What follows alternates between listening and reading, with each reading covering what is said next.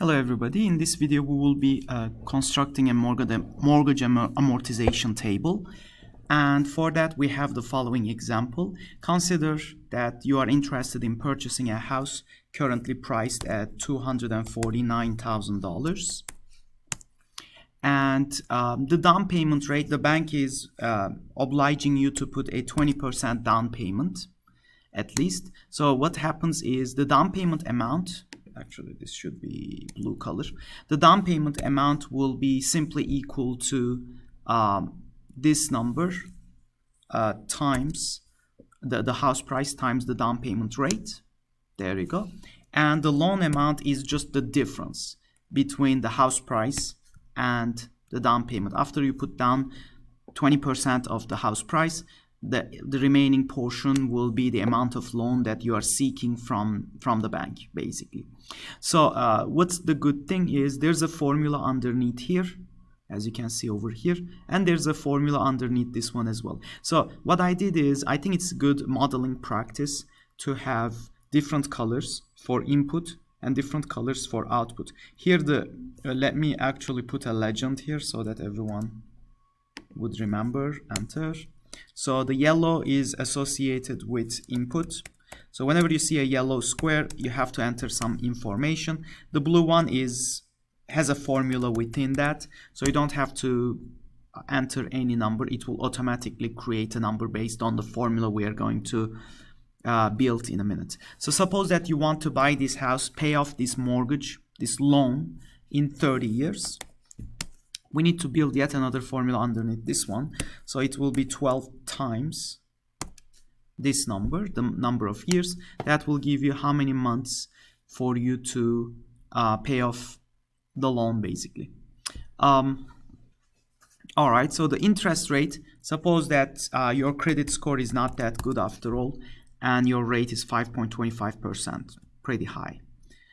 All right, and because this is an annual rate, however, you will make the mortgage payments on a monthly basis, and the compounding will also be monthly as well. So we should better divide that by 12. Awesome. Now we are ready to calculate our monthly payment amounts, and for that I'm going to go to Formulas ribbon on top and find Financial, and from the list down below find the formula which says Payment here. Payment calculates the payment for a loan based on constant payments and a constant interest rate. So when I click on that, a new dialog box opens, a function arguments. So we need to enter those functional arguments so that it will spit out the amount. So we start with rate. There's an explanation here about what we are supposed to enter. So here it says it's the interest rate per period, not annual, per period. For instance, instead of using 6%, use 6% divided by 4 if compounding is on a quarterly basis. In our case, it's on a monthly basis, so we shouldn't use this number, rather we will use this number. Awesome. So number of, oh sorry, this one is, oh yeah, we did the rate. Next is number of periods, again monthly, so it should be that number. The present value, so what is the size of the loan? So it is this number over here. It's the amount of loan I'm getting. And finally, the future value is 0 because I will be paying off the loan, basically. And press OK. There you go. So the negative number tells you that you need to pay back. Because the loan amount was positive, you receive the cash inflow today, so that over the next 30 years you make monthly payments and you pay off the balance on the loan, basically. Does that make sense? So we pretty much entered all the needed numbers here. The one number I want to change is this one. I want to turn it into a percentage. I think it makes more sense. And I need 2 more decimal place of accuracy, maybe 1 more. All right, I'll go all the way. Okay, there you go. So this is the monthly interest rate because compounding is monthly. So the effective ones are this one, the blue interest rate, and the blue number of periods, number of months in this case. So next we have this very nice table. And let me just go ahead and color that one as well. I would like to say color it green. There you go. So now we will construct something called amortization table. And as we build it up, you will see it for yourself why it's so important. All right, so the beginning balance of our loan is this number, not the price of the house, because you already paid 20%.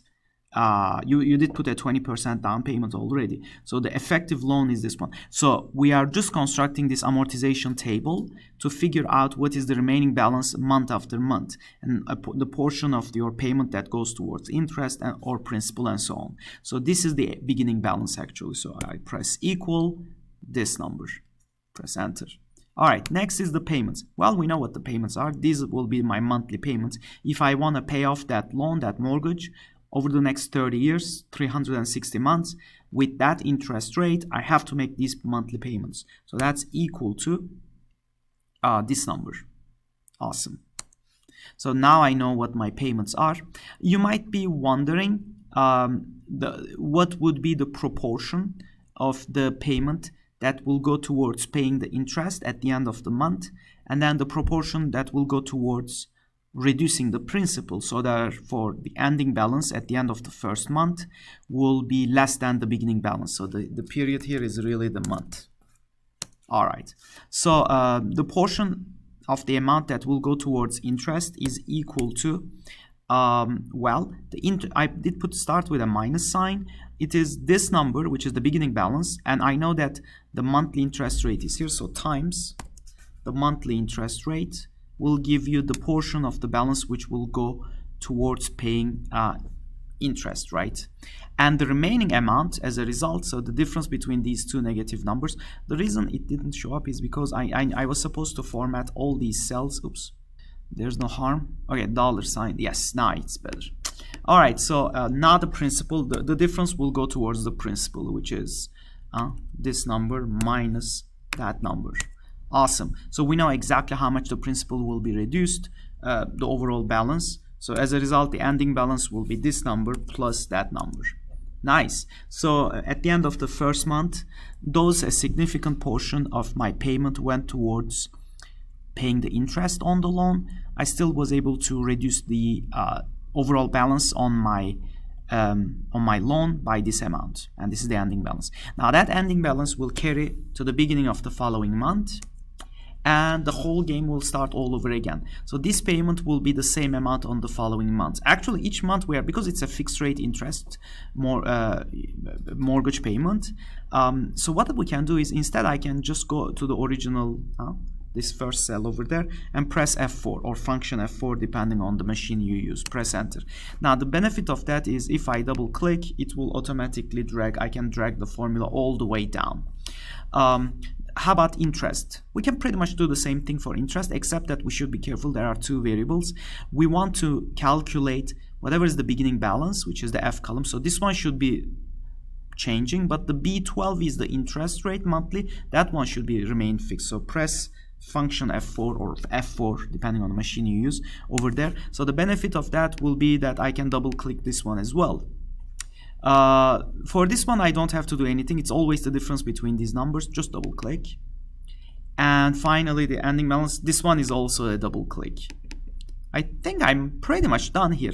Now I can go back here and I can double click here too. So whenever you double click the bottom right corner of any given cell, whatever formula is available inside that cell, it automatically replicates it. Now what did we do here? So what we did is we created this amortization table. If you scroll all the way down to the month 360, you will see that as soon as you make your last payment of $10.99, a small portion will go towards paying the interest, and a significant portion will go towards paying the remaining balance on this account. So therefore, because there's no balance left, the last payment with the last payment of $10.99.99, the whole mortgage is paid off. Now we need to make a couple of observations here. Even though payments are fixed, as time progresses, a smaller portion of that payment goes towards interest payments, and a larger portion goes towards reducing the principal. That's not a surprise because the ending balance as well as the beginning balance as a result is getting smaller and smaller.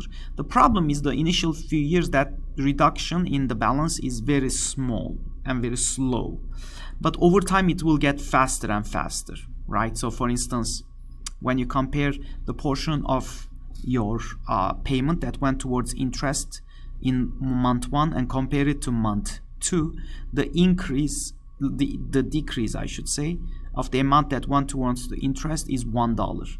But the next month is also $1, but when you check the month after that, it is now 99 cents, and so on. 99 cents, 98 cents, and getting smaller and smaller. So smaller and smaller portions goes towards making interest payments, and a bigger and bigger portions goes towards reducing the principal. Now, like I said, so you can pay off this loan in 360 months. You can hold the house for 30 years, pay it off in 360 months, and it's yours. Most people don't do that.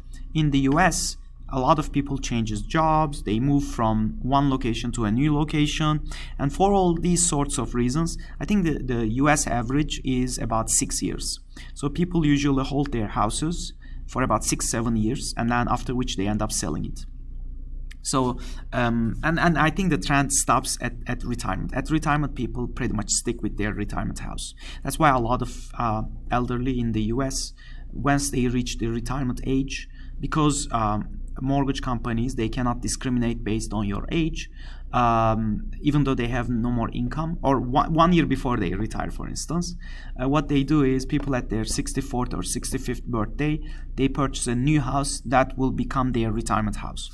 All right, so now what I was about to say is some people will hold their house for 30 years, but a lot of people, they just flip the house, they sell the house. What if, for instance, you paid those mortgage payments, monthly payments, for 5 years, and 5 years later you wanted to move out of your house and sell the house. So 5 years later, in 5 years, how many payments you made? You've made exactly 60 payments. So when you look at the ending balance at the end of year 5, that's the amount. So this is the amount of loan remaining with the bank. You still owe the bank $183,561.78. So what it means is, suppose that 5 years later, when you put the house in the market, there's a lien in the house. On the house, obviously you cannot sell the house without the approval of the bank. But what's going to happen is, let's say that you put the house for sale and you find someone, even though you purchased the house for $249,000, I should say. Suppose that someone is willing to pay you $300,000. So what's gonna happen? So how are we gonna share the $300,000? Will it be proportional with the bank, or how will it happen? Well, the answer is very simple. The remaining balance on the house is the portion of the seller, whatever he paid, $300,000. That portion will go to the bank. So your title company will transfer $183,561 from that $300,000 sales to the bank, and the remaining amount is yours. Now this is fantastic. So most of the time, by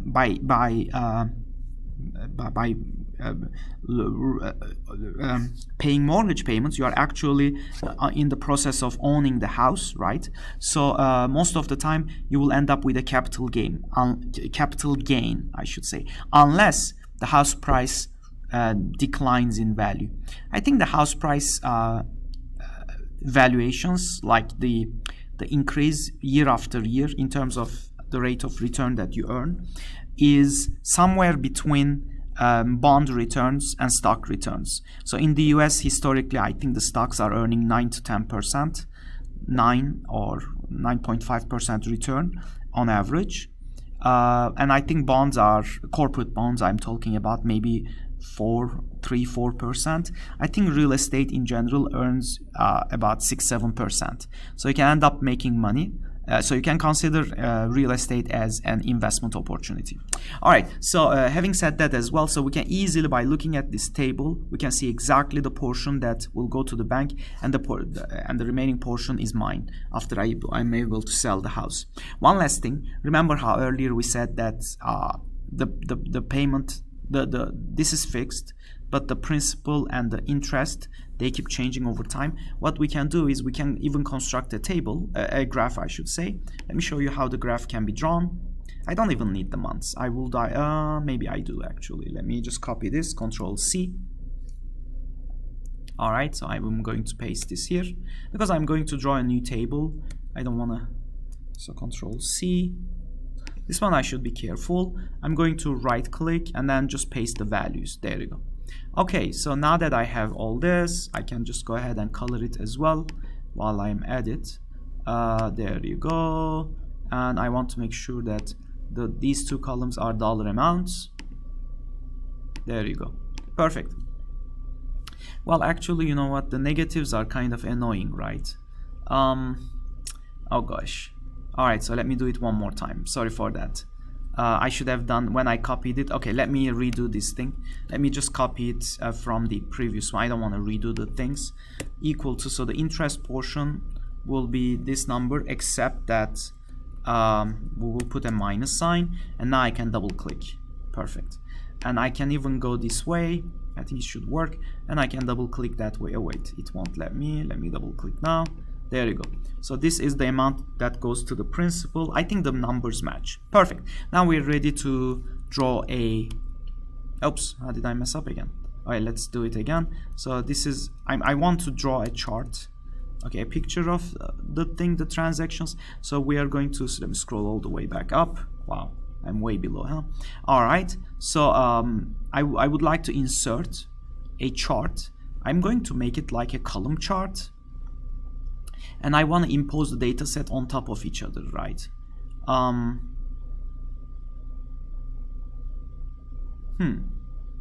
Yeah, the first column, the machine is taking it as a different variable. Okay, so what I should do first is, okay, let me change it. Let me just select these two columns. That's it.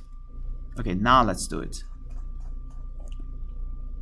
I just selected the column for interest and principal. Again, go insert. Let's see if it's gonna give me a good, yes, there you go. Okay, so I'll just leave it like this. You guys can do some more stuff. So for instance, here you can say interest. Oops, it didn't write down. Oh, there you go, it did actually. Yeah, actually, you know what? Let's say monthly payments. Monthly payments. And then you guys can clearly see the portion that goes towards paying, reducing to pay the interest, and the remaining is the portion that goes towards reducing the principal. So after 360 months, you can see that the mortgage is paid off. All of the principal is just completely paid off.